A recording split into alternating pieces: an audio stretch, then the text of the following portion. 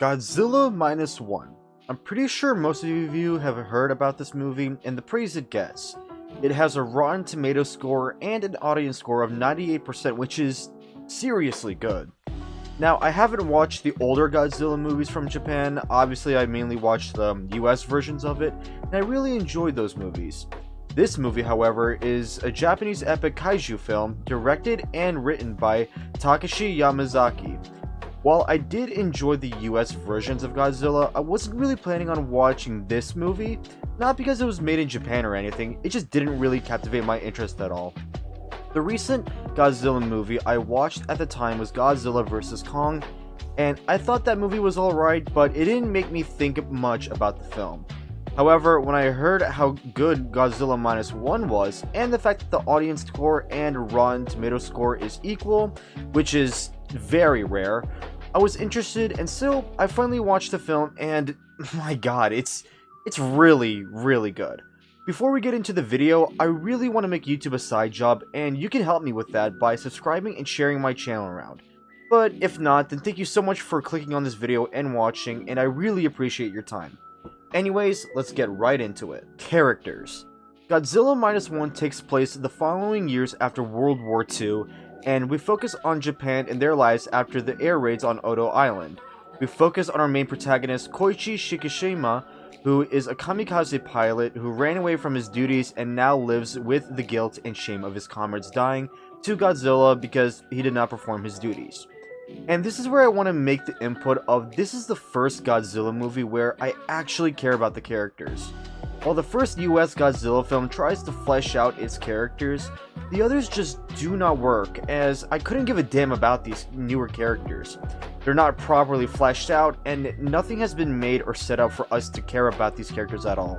In Minus One, we get to spend time and understand these characters, see what they have to go through, and give us time and the proper build to connect and care for these characters. Especially Koichi, as he has to deal with the blame, guilt, trauma, and PTSD that has been brought to him from the previous war and his decisions in that war. We actually spend more time with the human characters than Godzilla, and I loved every second of it. Connecting with a character like Koichi helps us connect to the other characters he interacts with. This is a movie that made me genuinely cheer for the humans to win against Godzilla.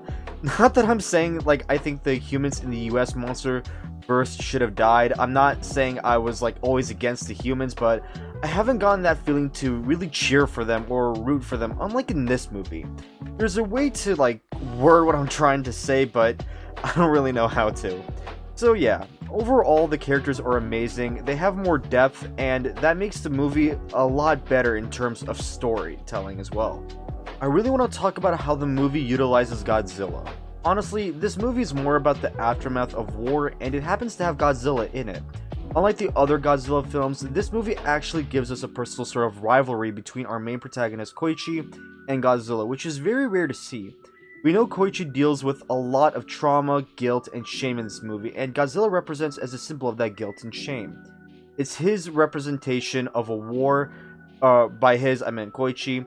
It's Koichi's representation of a war that has not ended for him. A continuing reminder of Koichi's cowardness, trauma, tragedy, guilt, revenge, and shame. He can't live with himself if Godzilla keeps on living, and the way it's executed in this movie is something new, and it feels more impactful and is beautiful to watch. Most likely because of the recent blockbuster films just haven't given us that kind of story and that kind of rivalry and feeling to where, this movie it definitely delivers on, all of that. Again, I don't have a problem with Godzilla being sort of like an anti-hero in the US film versions, but the way Godzilla is made as a villain in Minus One is so genius, and it feels fresh and well. And not just that, but Godzilla in this movie also feels terrifying and threatening. Now, I'm about to get into spoilers a little, so if you haven't seen the movie, there's your warning. My only gripes with the movie is the ending. With how emotional and deep this movie is, I felt like it would have been perfect to just end the story with this one movie. Now, I was kinda iffy on Noriko, Koichi's love interest, and another supportive but emotional well-depth character, surviving Godzilla's attack on Ginza. It's a nice plot twist in the end, but I think it would have been more emotional if the character had actually died, and if Godzilla had died in the end of the movie. Seeing Koichi take care of the little girl Noriko had took in after the air raids on Odo Island as an only father would have been an emotional and heartbreaking ending. But at the same time, wanting a character dead, especially when it's a human, doesn't really sit right with me. I know these characters are like made up and they're fictional, but I don't know, it doesn't sit right in my mind. I also felt like Koichi's sacrifice would have also been very heartbreaking and emotional if he had died, like when Godzilla was about to blow up the ships with his atomic breath and there was all this big build-up. Koichi would have flown in out of nowhere. The music and sounds cut and we see Koichi's plane fly into the mouth and blow up so suddenly. Just a straight cut to that to where the audience doesn't expect it would have made it shocking and emotional. But again, looking back on it now, wanting a human character dead isn't right with me. It just doesn't sit right, and obviously, so yeah.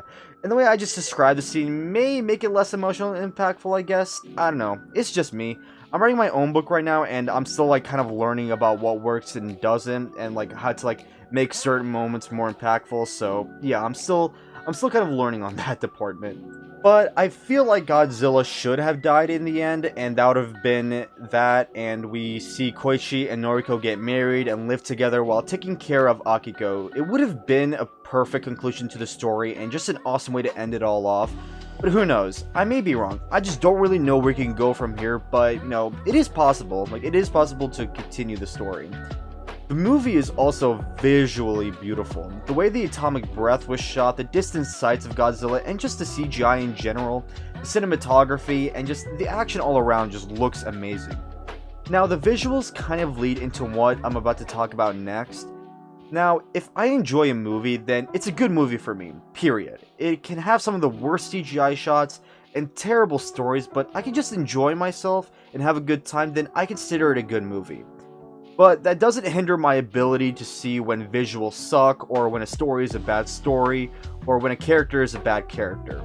I don't really get much into about like Hollywood and how they're performing right now, but I want to talk about it after seeing the budget for Minus One.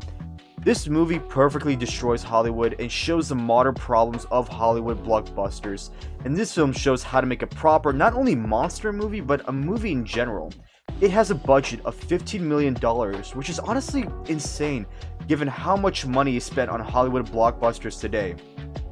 The Marvels, which is a movie I haven't watched yet, has a budget of over $200 million. The Flash has $220 million in budget, and we all know how those movies look. Now, I had to go back and rewatch some scenes, and I don't deny that these two movies have some good visual aspects. But again, how does a movie with like only a $15 million budget look so beautiful in every single shot it's in, while a movie with over $200 million have some terrible CGI shots? How can a $220 million movie look like this, and a $15 million movie look like this all the time? Even the director had thought that his movie had way less budget, which makes it more surprising. It goes to show how less creative Hollywood has got, and how less story-driven writers and directors are, and just how unpassionate they are now.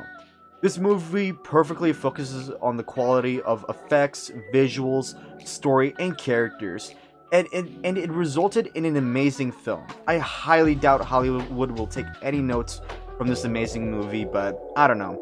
If you haven't watched this movie, I highly recommend you check it out. You'll have a great time watching it. But anyways, I think that's going to be it for this video. If you guys have enjoyed, then make sure to check out some of my other videos I have made. Thank you so much for watching, and I'll see you all on the next one.